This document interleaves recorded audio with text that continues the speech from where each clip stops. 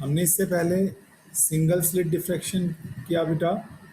Single slit के कुछ result जब हमने डबल स्लिट पर लगाए तो वी फाउंड कि भाई डबल स्लिट में दो चीज़ें हो गई है।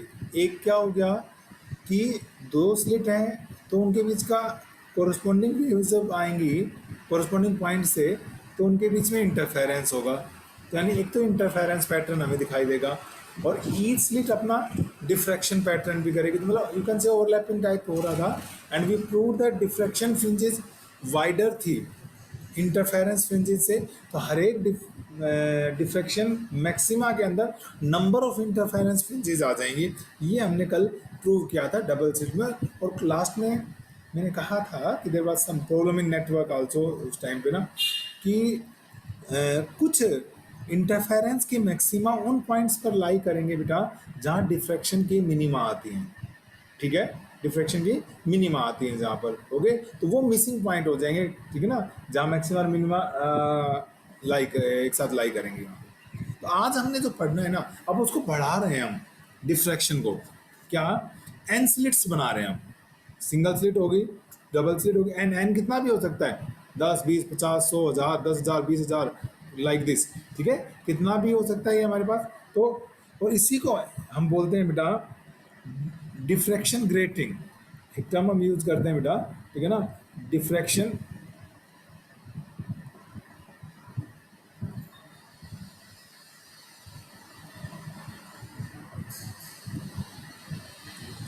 डिफ्रैक्शन ग्रेटिंग की हम बात करते हैं। ठीक है, डिफ्रैक्शन ग्रेटिंग मतलब क्या होता है, it is a system which consist of a large number of equity. मतलब फॉर एग्जांपल क्या है हमारे पास यही एक मान लीजिए क्या है, गिलास है, सिंपल प्लेन ग्लास है बेटा। ठीक है कि नहीं है, जैसे जिसके आर पार आप देख सकते हो, मिरर नहीं है, सिंपल ग्लास है। अब हम क्या करते हैं इसके ऊपर डायमंड से ना बहुत नज़दीक नज़दीक यहाँ पर लाइनें ड्रा कर देते हैं इसे। जैसे ये तो मैं बहुत दूर दूर दिखा रहा हूँ आपको। ठीक है, इस तरीके से क्या होता है डायमंड से इन लाइनें, डायमंड से जब यूँ लाइनें ड्रा करेंगे ना बेटा, तो ये वाला पोर्शन जहाँ पर लाइनें ड्रा कर रहे हो आप वो इनविजिबल हो जाएगा। बिल्कुल जो ऐसे समझ सकते हो, जहाँ पर ये मैं ब्लू कलर की लाइनें हैं, ये मैंने लाइनें ड्रा कर दी हैं डायमंड की हेल्प से ग्लास के ऊपर। खोदना कहते हैं ना एक तरीके से। ओके, तो ये तो क्या होगा, ओपेक बन जाएंगे जहाँ जहाँ आपने खोदा है। और जो इनके बीच में दो ब्लू लाइन के बीच में जो है वो ट्रांसमिशन होगा, वहाँ से लाइट आएगी आर पार चली जाएगी बेटा। ठीक है, तो इस तरीके का जो अरेंजमेंट होता है विच कंसिस्ट ऑफ ए, अब ये हर एक ये जो एक यहाँ से यहाँ तक, क्या ये एक स्लिट का काम नहीं कर रही है, ये दूसरी स्लिट का काम करेगी, तीसरी स्लिट का काम करेगी, चौथी स्लिट का काम करेगी। तो इसमें क्या हो गया, एक नंबर ऑफ स्लिट्स होगी कि नहीं होगी। It consist of A system consisting of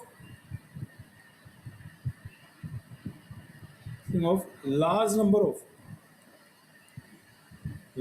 of parallel rectangular है शेप, देख लो इनकी बेटा, हर एक उसकी शेप कैसी है, रेक्टेंगुलर है, स्लिट्स ऑफ इक्वल विड्थ। हाँ ये बात जरूर है, यहाँ पर थोड़ा छोटा बड़ा दिख रहा होगा आपको, लेकिन इनकी विड्थ क्या होती है बेटा, इक्वल होती है। और दो को बीच में ये क्या है, ओपेक लाइन है ना, जिसके आर पार नहीं देख सकते, इक्वल विड्थ। ठीक है ना, सेपरेटेड बाय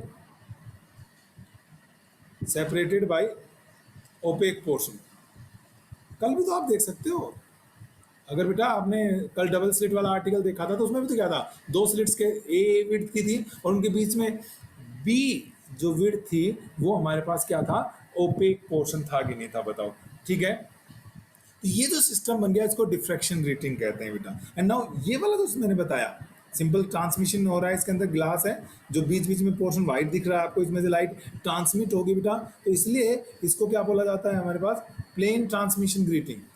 प्लेन तो सरफेस था, इसलिए क्या बोलते हैं हम इसको, प्लेन ट्रांसमिशन ग्रेटिंग। अच्छा, एक तो ये होती है हमारे पास प्लेन ट्रांसमिशन ग्रेटिंग की बात करते हैं हम। ओके, और एक क्या होता है हमारे पास, मान लीजिए ग्लास ना, ये तो कैसा ग्लास था, ट्रांसपेरेंट ग्लास था। तो ट्रांसपेरेंट ग्लास क्या कर रहा है बेटा, अब लाइट को, ठीक है ना, ट्रांसमिट कर रहा है, इसलिए प्लेन ट्रांसमिशन ग्रेटिंग कहलाता है ये। अब ऑन द अदर हैंड मान लीजिए आपके पास मिरर है, यहाँ पर तो ऐसा ही दिखाई देगा, बाकी मिरर में आप समझते हैं ना। अब ये रिफ्लेक्टिंग है, ये सरफेस मान लो पीछे की तरफ पॉलिश की हुई थी हमने, इसके पीछे जो है मान लीजिए मैं हल्का हल्का से दिखा दूं कि इसके पीछे समझ लो हमने हल्की हल्की क्या की हुई है बेटा, पॉलिश की हुई है, ठीक है, पिछला सरफेस। तो ये क्या है आपका मिरर है, and this mirror may be plane mirror और it may be concave mirror. और हम वही क्या कर रहे हैं, डायमंड लेके बेटा इसके ऊपर भी खोद रहे हैं, यूँ समझ लो, लाइन ड्रा कर रहे हैं। मतलब आप ग्लास के ऊपर लाइन ड्रा करने का मतलब समझ रहे हैं ना। तो वहां से जहां पे लाइन ड्रा कर दी वहां पे ओपेक बन जाएगा, वहां उसके आर पार नहीं देख पाओगे आप।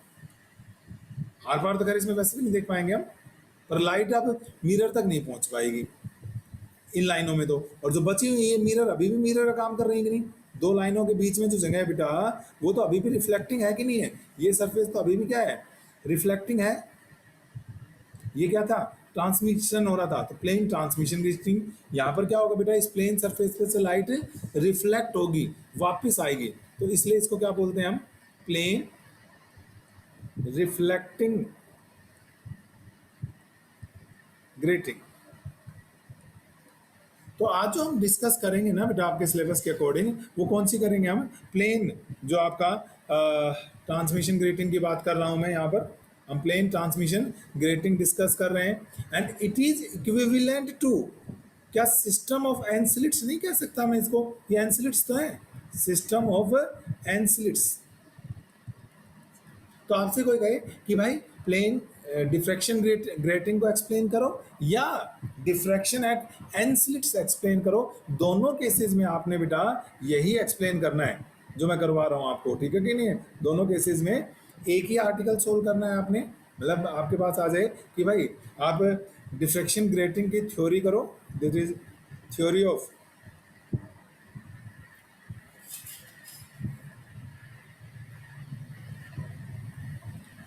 डिफ्रैक्शन ग्रेटिंग, या और क्या पूछ रहे बेटा वो आपसे कि डिफ्रैक्शन एट एन स्लिट, जैसे वन स्लिट किया था आपने सिंगल स्लिट, देन आपने डबल स्लिट किया था कल, और आज कोई कह दे एन स्लिट, दो अलग अलग आर्टिकल नहीं करने हैं हमने, एक ही थ्योरी है बेटा, diffraction at N slits, theory of diffraction grating और डिफ्रैक्शन एट एन स्लिट, दोनों में एक ही बात करनी है आपने, एक्सप्लेन करना है। ओके, जैसे मान लीजिए ये बेटा जैसे कल दो दिखाई थी, आज मैं एन दिखाने की कोशिश करता हूं। मान लीजिए मेरे पास ये बहुत सारी हैं, ऐसे ऐसे सब इक्वल विड्थ की हैं। मान लीजिए इस तरीके से बेटा, ये मान लीजिए हमारे पास क्या है, ग्रेटिंग है, या फिर आप क्या बोल सकते हो, एन स्लिट्स बोल सकते हो इनको, ठीक है बेटा। हर एक स्लिट की विड्थ मान लीजिए कितनी है, यहाँ से यहाँ तक की विड्थ आप देखोगे तो बताई थी हमने, ए विड्थ है बेटा, हर एक की विड्थ जो होती है वो ए है, हर एक की विड्थ जो होगी वो ए, आइडेंटिकल है बेटा सारी की सारी, दे आर सेपरेटेड बाय,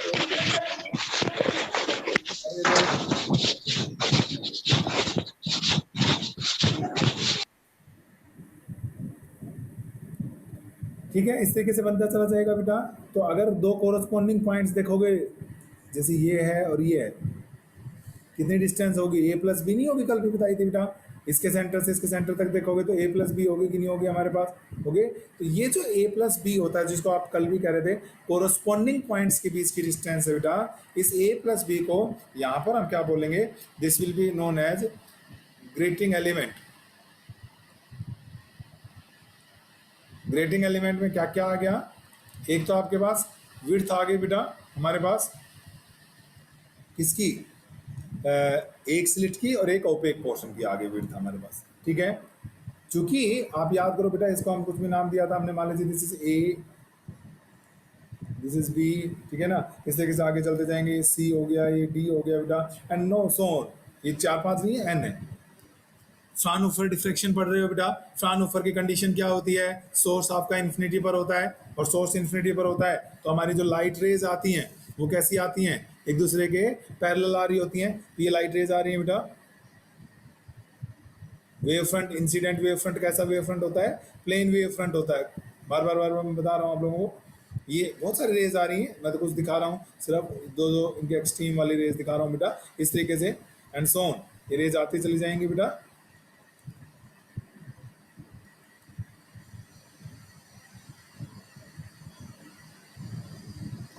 ये आ गया हमारे पास, ठीक है। ये सोर्स कहाँ पर है?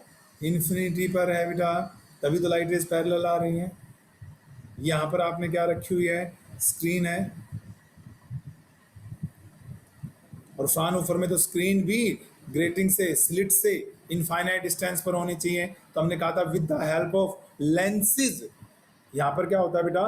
फोकस होता है। तो हमने क्या लगाया था? यहाँ पर एक लेंस लगाया था, एक कॉन्वेक्स लेंस लगाते हैं very adjacent to this grating, लगाते हैं ना बेटा, एंड सच दैट ये इसके कहाँ पर रखा हुआ होता है बेटा? फोकस पर रखा हुआ होता है।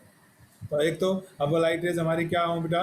डायरेक्ट जा रही हैं, मान लो ये आ रही हैं, देखो यहाँ से इस तरीके से, इस तरीके से, ये वाली, ये सारी कहाँ मिलेंगी बेटा? सेंटर पर मिलेंगी कि नहीं मिलेंगी? ठीक है, they will meet at the centre, central maxim आ जाएगी, क्योंकि आप सॉरी एक साथ मिलेंगी बेटा। आप देख सकते हैं इसने इक्वल पाथ कवर किया तो पाथ डिफरेंस जीरो, ठीक है ना। तो इस तरीके से आते जाएंगे बेटा। मैं कुछ दिखा रहा हूँ क्योंकि नहीं सारे नहीं दिखा रहा हूँ, मतलब हर एक से आएंगी, मतलब ऐसा ही जस्ट में दिखा दिया मैंने। इस तरीके से बहुत सारी रेज आकर मिलेंगी बेटा। तो ये जो पी नोट है, ये तो क्या कहलाएगी आपकी? यहाँ पर क्या बन जाएगी बेटा? Central maxim. फिर हम वो वेव्स कंसिडर करते हैं जो कितने एंगल पर? थीटा एंगल पर डिफ्रैक्ट हुई होती हैं। मान लीजिए ये थीटा एंगल पर डिफ्रैक्ट होने वाली वेव्स हैं बेटा। ये सारी जो थीटा एंगल पर गई हैं, मैं लास्ट वाले का दिखा देता हूँ बस। ये सब थीटा एंगल पर जो वेव्स गई हैं, और they will meet at some point, let us suppose कहीं पर P1 पर मिल गई, क्योंकि कॉन्वेक्स लेंस है ना बेटा। अगर ये रेज सारी पैरेलल हैं तो फोकल प्लेन में मिलेंगी कहीं ना कहीं। अगर पैरेलल टू प्रिंसिपल एक्सिस है तो फोकस पर ही मिलेंगी, और अगर पैरेलल टू ईच अदर है बट प्रिंसिपल एक्सिस के पैरेलल नहीं है तो फोकल प्लेन में कहीं मिलेंगी जाके। ओके, तो ये यहाँ पर मिलेंगी बेटा। ये मान लीजिए कॉन्वेक्स लेंस ने इन सबको भाई यूँ मिला दिया मैं, ठीक है। मैं लास्ट वाले और दिखा देता हूँ इस तरीके से। मान लीजिए P1 पर मिल गई, इस तरीके से रेज आ रही है। तो अब P1 पर मैक्सिमा होगी, मिनिमा होगी, उसके लिए हमने मेहनत करनी है कि कहाँ पर मैक्सिमा आएगी बेटा, कहाँ पर क्या आएगी? मिनिमा आएगी। जैसे मैं कल एक बार फिर बात कर लूँ बेटा, टू एडजेसेंट, यदि अगर ध्यान हो आपको, एक ही अगर सेम स्लिट के दो, अगर सेम स्लिट एक्सट्रीम पॉइंट्स की बात की थी आपने, मैं वही लिख रहा हूँ, सेम स्लिट के एक्सट्रीम पॉइंट्स हो तो पाथ डिफरेंस, याद दिला देता हूँ, बाकी हम ये बहुत बार कर चुके हैं। ए यहाँ से हम क्या करते हैं बेटा? एक परपेंडिकुलर ड्रा कर देते हैं। ये चीज़ जो होती है Bn, पाथ डिफरेंस क्या हो जाता है? Bn हो जाता है बेटा। और ये Bn हम कल भी लिख रहे थे, it will be A sign theta. तो इसलिए सेम स्लिट के दो एक्सट्रीम पॉइंट्स की जो वेव्स हैं एट P1, वो फेज डिफरेंस कितना क्रिएट करती हैं? उसको हमने क्या लिखा था बेटा? 2 अल्फा। और कोरस्पॉन्डिंग देखो, नहीं एंगल बदला नहीं है बेटा, सिंगल स्लिट हो चाहे डबल स्लिट हो, हर जगह 2 अल्फा ही लिखा है। It is 2 pi by lambda into A sine theta. याद आ गया? कल भी क्या था? पाई by lambda into A sine theta. ये तो क्या है बेटा? सेम स्लिट के एक्सट्रीम पॉइंट्स की बात कर रहे थे हम। और बाय द वे अगर मैं बात करूं फॉर कोरोस्पोंडिंग पॉइंट्स,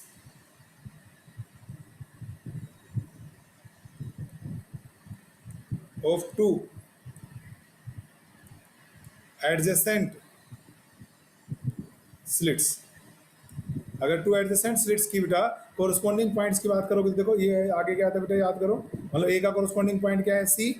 यहाँ गया था तो ये हो गया था, ये वाला Bn, ठीक है ना। तो ये हमने निकाला था बेटा CN, सॉरी और ये भी मैं कल बता, यानी एक वेव ए से स्टार्ट हुई, एक सी से स्टार्ट हुई। देखो ए और सी तक कोई फेज डिफरेंस नहीं है, every time I told you they are the part of same wave front, but when they reach at P1 they are covering different path, अलग अलग पाथ कवर कर रहे हैं, तो क्या हो जाएगा, पाथ डिफरेंस आ जाएगा कि नहीं आ जाएगा। तो CM कितना आ जाएगा बेटा, A प्लस बी, और ये एंगल थीटा होता है, आप वहां से देख सकते हैं, कल भी क्या था A प्लस बी, और ये क्या आ गया था बेटा, साइन थीटा। और कोरोस्पॉन्डिंग फेज डिफरेंस को हमने लिखा था, याद हो तो बेटा, 2 बीटा से लिखा था मैंने, ठीक है, हमने क्या लिखा था इसको, 2 बीटा, तो 2 beta again 2 pi by lambda को पार्ट डिफरेंस से मल्टीप्लाई कर दो, तो पार्ट डिफरेंस है A plus B sine theta. तो बीटा की वैल्यू ये वही है जो डबल स्लिट में आपने कल यूज किया था बेटा, ठीक है। इक्वेशन नंबर चेक कर लेता हूं मैं, 3 हो चुकी थी, नंबर 4 आ गया। नाउ यू सी बेटा, हर एक सोर्स, हर एक स्लिट को मैं एक सोर्स मान लूं, एक स्लिट को मैं एक सोर्स मान लेता हूं, उसका एम्पलीट्यूड है A, ठीक है, और दो एडजेसेंट जो स्लिट्स हैं, दूसरी का भी व्हाट इज दैट कॉल्ड, ए ही होगा एम्पलीट्यूड, दो, लेकिन फेज में 2 बीटा का डिफरेंस होगा कि नहीं होगा। ऐसे ही दूसरे से तीसरे में जाऊंगा, एम्पलीट्यूड तो यही रहेगा, लेकिन फेज डिफरेंस कितने का आ जाएगा, 2 बीटा का। हर एक 2 एडजेसेंट स्लिट्स के बीच में 2 बीटा का फेज डिफरेंस है, ठीक है कि नहीं है। तो हम क्या कहेंगे यहां पर कि each slit will behave as, each slit will behave as a source of, like single wave मान लेते हैं, single wave with of amplitude, और ये एम्पलीट्यूड अभी लिखते कहोगे सर ये तो हमें आता है बेटा, many time I told you this is A note, क्योंकि एक स्लिट में तो दो एक्सट्रीम एंड्स पे डिफ्रैक्शन हो रहा होता है, और डिफ्रैक्शन की वजह से क्या आता है, a naught sine alpha by alpha आता है कि नहीं आता है। और अल्फा की वैल्यू अभी तो लिखी है आपने, ये रियल अल्फा, ये वाला अल्फा, पाई बाई लैम्बडा, ये साइन थीटा होता है हमारे पास। ओके, ई स्लिट इस तरीके से बिहेव करके, एंड 2 एडजेसेंट स्लिट्स में कितना है, 2 बीटा का फेज डिफरेंस है, ठीक है कि नहीं है। और 2 एडजेसेंट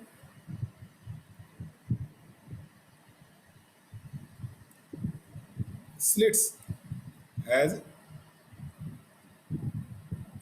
phase difference, और ये किसके रेस्पेक्ट में कह रहा हूं मैं, विद रिस्पेक्ट टू P1, यानी P1 पर जब पहुंचेंगे, has phase difference with respect to P1, has phase difference to beta. तो देखो अब मुझे क्या करना है, इन सब का रिजल्टेंट निकालना है। एन है ना मेरे पास, आज कितनी है बेटा, first second third fourth fifth, N waves हैं, सबका एम्पलीट्यूड ए, लेकिन अगर इसकी फेज में 0 मान लो तो इसकी ओमेगा टी है, इसकी 2 ओमेगा टी है, इसकी 3 ओमेगा टी है ना बेटा, ऐसे बढ़ती जाएगी कि नहीं बढ़ती जाएगी, बताओ, क्लियर है यहाँ तक की बात है। तो देखो कैसे होगा, to find the resultant, to find resultant of these, अब मेरे पास क्या मान लूं मैं, एन स्लिट्स, या फिर क्या मान दो, अब एक स्लिट को एक वेव मान लिया, एन वेव्स मान लो बेटा, और एन वेव्स हैं तो क्या लगाएंगे हम, कौन सा लॉ बता रखा है आपको, polygon law of vector addition, polygon law of vector addition is used. कैसे देखो बेटा, पॉलीगन लॉ कैसे यूज करेंगे हम, जैसे मैंने पहले भी करवाया था, सिंगल स्लिट के अंदर भी करवाई थी ये चीज़, वही फिर समझा रहा हूँ आप लोगों को, देखते जाओ। जैसे मान लो बेटा ये हमारे पास क्या है, ये मान लो 1 हो गया, ये ठीक है, ए एम्पलीट्यूड है इसका, पहली वेव हो गई है। अब जो दूसरी वेव है उसका एम्पलीट्यूड तो ई, ठीक है, और ये जो एंगल हो गया बेटा, ठीक है कि नहीं है, वो कितना हो गया हमारे पास, बताओ शाबाश, ये हो गया आपका 2 बीटा। एम्पलीट्यूड ये भी है, हो सकता है आपको थोड़ा छोटा बड़ा दिख रहा हो, मतलब बन भी गया, ठीक है। तीसरी फिर यूं है बेटा, ये एंगल कितना हो गया बेटा आपका, फिर से 2 बीटा हो गया, ठीक है कि नहीं है। यहाँ पर अगर ओरिजिनल के साथ मिलाओगे तो 4 बीटा हो जाएगा। ऐसे ही मान लीजिए ये हो गया बेटा हमारे पास, ठीक है, ये हो गया हमारे पास, इस तरीके से होते जाएंगे। मान लो ये हमारे पास क्या हो गया, फर्स्ट सेकंड थर्ड फोर्थ, और ये क्या है मान लीजिए एनथ है बेटा, फिफ्थ मत मानना इसको, ठीक है, एनथ है। ये मान लीजिए कहाँ से शुरू हुआ, एम से शुरू हुआ और ये एन तक गया, एन कुछ और मान लें, अगर एन, ये एन भी मान रखा है, ये एन मान रखा है, तो पी क्या हो, पी भी पहले मान रखा है, तो क्या मान लें भाई, कोई और पॉइंट मान लो ताकि दिक्कत ना हो। ए बी माना हमने कहीं कुछ, आर एस मान सकते हैं, कुछ भी मान सकते हैं, कोई दिक्कत थोड़ी है इसमें। तो हमने मान लिया इसको ये एम्पलीट्यूड के लिए मान रखा हो, ये तो बहुत सारी दिक्कतें होंगी। सारे सिंबल यूज हो रहे हैं, सी डी ले लेते हैं, देखी जाएगी। तो रिजल्टेंट क्या होता है बेटा, रिजल्टेंट वो साइड होती है ना जो क्लोजिंग साइड होती है, that gives me the resultant. Polygon parallelogram की जो लास्ट साइड होती है, ये मेरे को क्या देती है, रिजल्टेंट। और रिजल्टेंट को हमने ए थीटा से लिखा था, ये रिजल्टेंट हो गया बेटा। और इसका अगर आप एंगल बनाएंगे,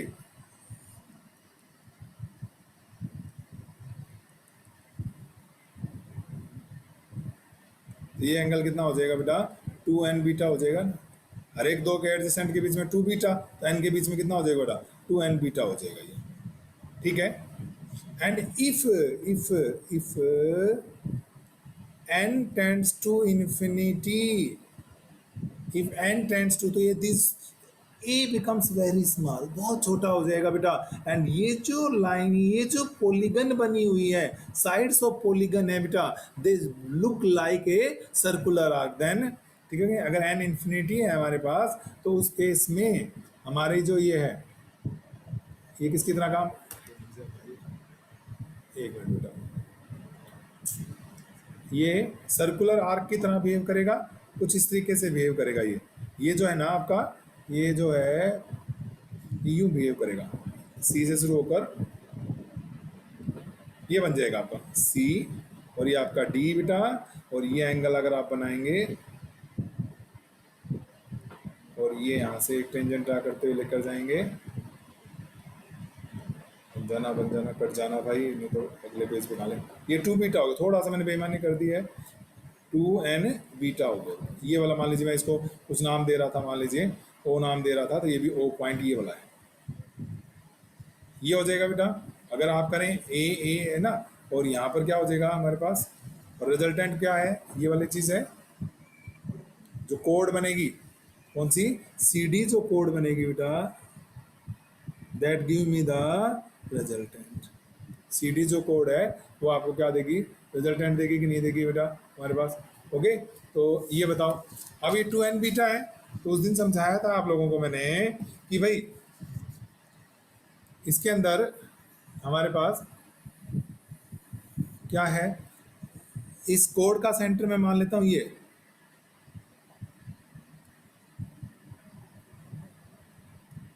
इस कोड का सेंटर यहां मान लेते हैं कोई भी, ठीक है कि नहीं है, कोड एस मान लिया, ये कोड की रेडियस मान लिया ने, ठीक है, R is the radius of this कोड ना, सॉरी इस आर्क, ये जो आर्क बनी है ना बेटा, इसकी रेडियस मान ली हमने। ध्यान से देखो बेटा, ये अगर एन बीटा है, तो हमारे पास ये एंगल भी एन बीटा होगा, और ये एंगल भी एन बीटा होगा, होगा कि नहीं होगा, एन बीटा, ठीक है, या उसकी जरूरत ही नहीं है एन बीटा करने की, हमारे पास ये देख लो, चलो मान लिया तो मान लिया, क्यों, क्योंकि ये और ये बराबर होंगे बेटा, दोनों टेंजेंट है ना, एक्सटर्नल पॉइंट से टेंजेंट ड्रा करो आर्क पर, तो दोनों आर्क जो होते हैं बेटा, सॉरी टेंजेंट सेम लेंथ के होंगे।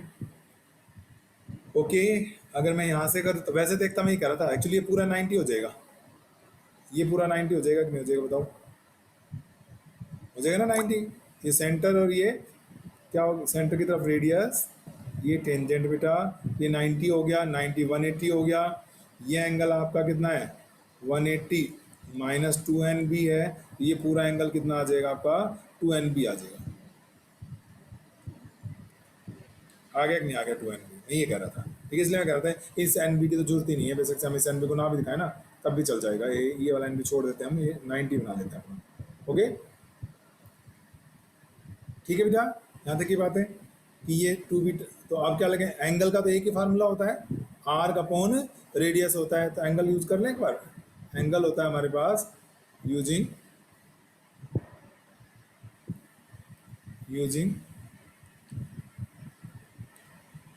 Angle is equal to arc upon radius बेटे। तो देखो एंगल है आपका 2n बीटा, ठीक है बेटा, ये रहा 2n बीटा, इसके सामने ये आर्क है सी डी आर्क, और आर्क और कोड में फर्क समझ लेना, आर्क की बात चल रही है अभी, ठीक है। सी डी है ये हमारे पास, this is c D arc upon radius कितनी है, आर, ये हमारे पास, ठीक है, यहाँ तक की बात है। और तो यहाँ से क्या आ गया बेटा, सी डी आर्क की वैल्यू आ गई मेरे पास, this is 2 n r beta, angle हो गई, नंबर हो गई 6, number 6, and 4 small angles, 4 small angles sine beta को आप नियरली क्या लिख सकते हो बेटा, बीटा तो उल्टा बीटा को साइन बीटा, तो सी डी आर्क मेरे पास आ गई बेटा 2 n r साइन बीटा,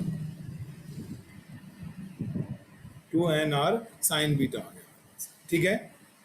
अब यहाँ आ जाओ बेटा, ये तो क्या निकाल दिया हमने, आर्क निकाल ली, अब हमें कोड और निकालनी है। इसके लिए देखो मैं क्या कर रहा हूँ, यहाँ से एक परपेंडिकुलर ड्रा कर रहा हूँ बेटा, ठीक है। मान लीजिए मैंने यहाँ पर एक परपेंडिकुलर ड्रा कर दिया, एन डैश, ये 90, ये 90, ये जो एंगल होगा हमारे पास, कौन से वाला एंगल बेटा, इस एंगल को देखो, ये वाला एंगल भी एन बीटा, ये एंगल भी एन बीटा। तो अगर आप ये निकालेंगे N dash D upon R, N dash D upon R, देखो बेटा परपेंडिकुलर अपॉन हाइपोटेन्यूज, क्या साइन थीटा नहीं हो जाएगा, ओके। तो ये क्या लिख दूं बेटा, मैं यहाँ लिख रहा हूँ, देखो आगे, this is also n dash d by r is sine of N beta, n dash d आ गया आपके पास आर साइन एन बीटा बेटा, ये देखो ये है एन डैश डी, तो कोड निकल आएगी, सी डी कोड क्या हो जाएगा, एन डी डैश का डबल नहीं हो जाएगा बेटा, ये साइड और ये साइड तो बराबर होंगी, ठीक है। तो क्या होगा हमारे पास, तो 10 कोड, कोड कौन सी निकालनी थी हमने, C D is twice of N dash D, that is it is twice of R sine N beta. बताओ भाई यहाँ तक की बात ठीक है कि नहीं है हमारे पास, ओके।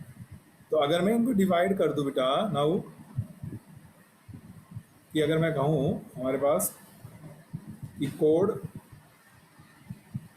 सी D upon C D arc, हाँ जी, देखो बच्चे क्या आएगा बेटा, डिवाइड कर दो, this is 2r sine N beta upon 2 nr sine beta, okay.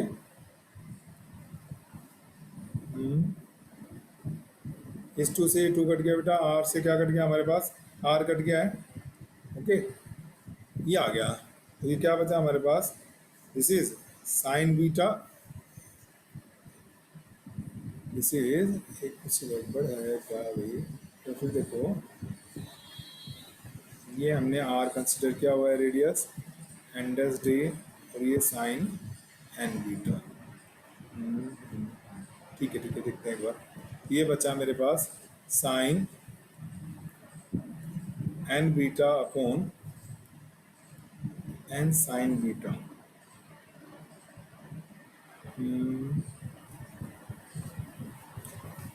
पर हमारे पास आर्क जो है इसको देखो, चलो देखते हैं। और ये क्या है, कोड किसको रिप्रेजेंट कर रही है बेटा आपके पास, जो कोड है, ये जो कोड है सी डी, ये तो रिजल्टेंट को रिप्रेजेंट कर रही है ना, ठीक है।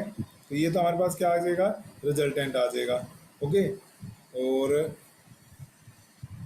हाँ, ये तो हमारे पास रिजल्टेंट आ गया, और ये जो है, हाँ ठीक है, सी डी जो है वो किसको रिप्रेजेंट करेगी बेटा, एन ए को रिप्रेजेंट करेगी ना, यहाँ से देखो बेटा, ये ए, तो एन बार है, तो ये जब ये पूरा जोड़ोगे आप इनकी लेंथ, तो एन ए हो जाएगी कि नहीं हो जाएगी, तो ये लेंथ जो ये आर्क थी, अगर वैसे हम कहते थे एन ए के बराबर होना चाहिए था, ओके। और this is sine N beta upon N, ठीक है, एन ए, ठीक है, एन साइन बीटा, ये कैंसिल आउट हो गया हमारे पास। आर की वैल्यू आ गई बेटा, रिजल्टेंट आ गया मेरे पास sine N beta upon sine beta और इंटू ए।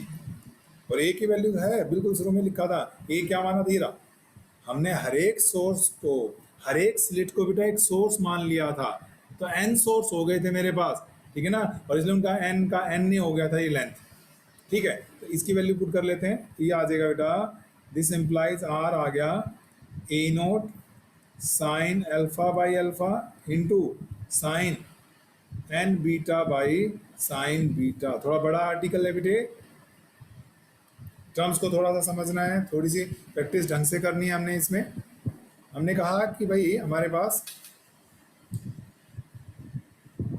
ये है डिफ्रैक्शन ग्रेटिंग, ठीक है, हर एक दो एडजेसेंट पॉइंट्स जो होंगे, extreme point of same slit, तो वो तो क्या हो गया, ए साइन थीटा था बेटा, और उसका पार्ट डिफरेंस हमने 2 अल्फा मान, फेज डिफरेंस 2 अल्फा मान लिया, टू कोरस्पॉन्डिंग पॉइंट्स के बीच में 2 बीटा मान लिया, हर एक स्लिट को एक सोर्स मान लिया जिसका एम्पलीट्यूड ये हम पहले निकाल चुके हैं, और दो एडजेसेंट स्लिट्स के बीच में 2 बीटा का फेज डिफरेंस है बेटा।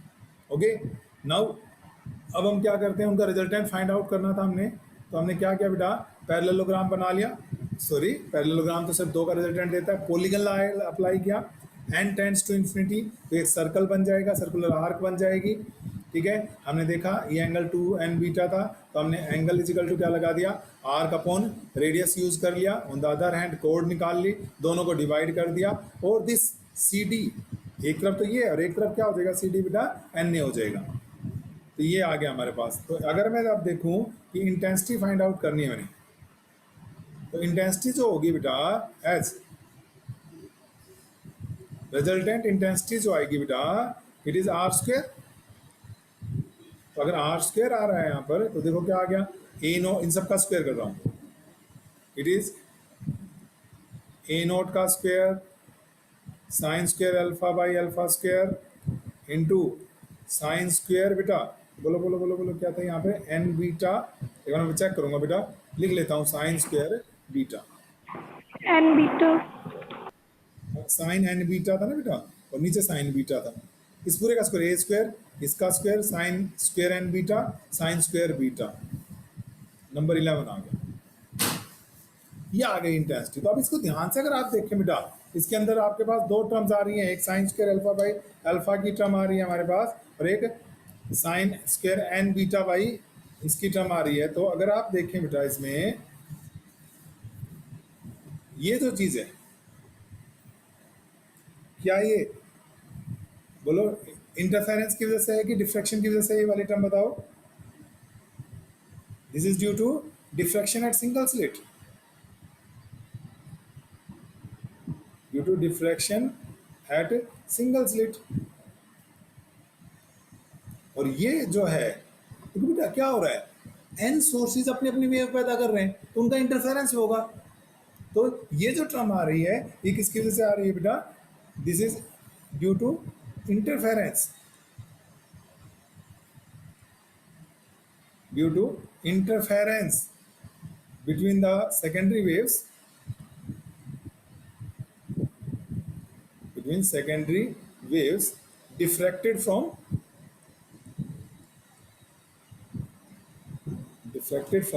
different slits, जो अलग अलग स्लिट्स हैं बेटा, उनसे डिफ्रैक्शन की वजह से जो आ रही है, ये वाली टर्म आ रही है हमारे पास।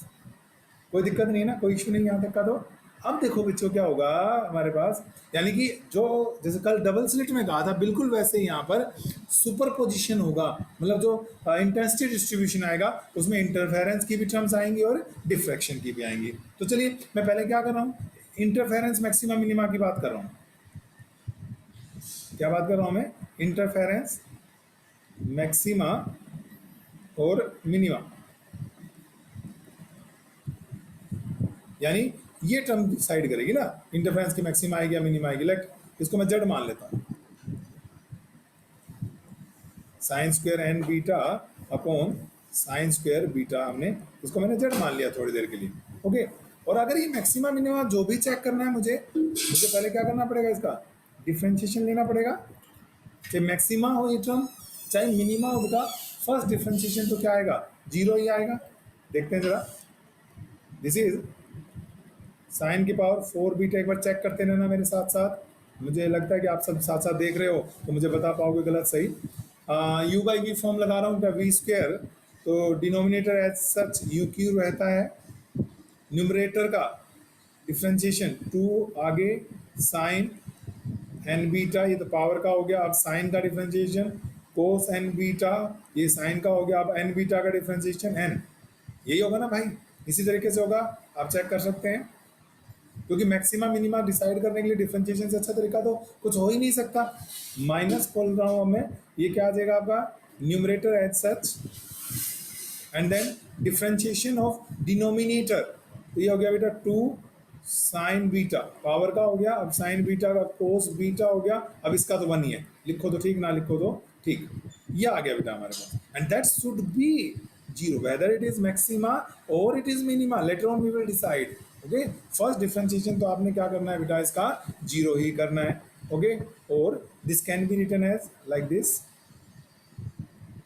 मैं यहां से देखो बेटा, ये 2 एक बाहर ले रहा हूं, साइन स्क्वेयर एन बीटा बाहर ले रहा हूँ, साइन स्क्वेयर एन बीटा बाहर ले रहा हूँ, और यहाँ से पूरा कट जाएगा।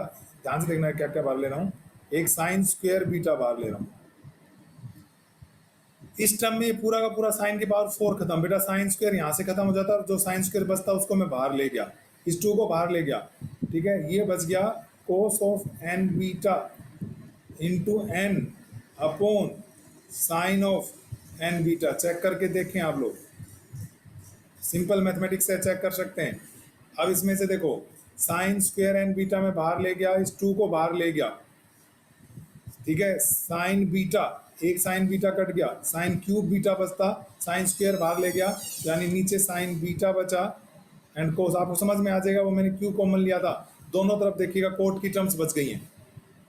इस ढंग से मैंने कॉमन लिया बेटा कि क्या बच जाए, कोट की टर्म। तो 2 sine square N beta by sine square beta, and this is N cot N beta minus cot of beta, that is equal to क्या आ गया बेटा, जीरो। और मैं इसको नंबर 12 डाल रहा हूं,